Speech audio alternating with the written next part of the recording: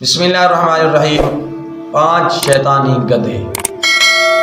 حضرت امام علائی رحمۃ اللہ تعالی علیہ سورہ نمل کی تفسیر بیان فرماتے ہیں کہ حضرت عیسیٰ علیہ السلام نے شیطان لعین کو 5 گدھے لے جاتے دیکھا اور فرمایا کہاں لیے جا رہے ہو؟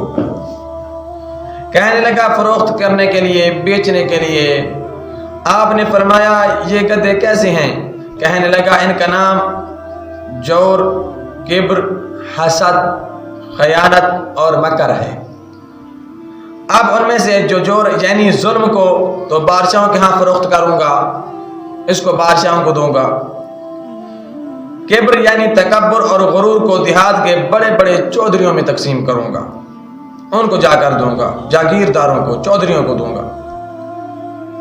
فرمایا حسد کو کاریوں میں تقسیم کر دوں گا، حسد جو ہے اس کو کاریوں کے اندر تقسیم کر دوں گا، اور خیانت کو تاجروں میں، یعنی خیانت جو کرنی ہے، خیانت جو ہے وہ تاجروں میں دے دوں گا، اور مکر کو عورتوں کے ہاں فروخت کر دوں گا، یعنی مکر جو ہے اس کو عورتوں کو دے دوں گا، کیونکہ عورتیں جو ہے نا مکر میں زیادہ ہی کردار ادا کرتی ہیں۔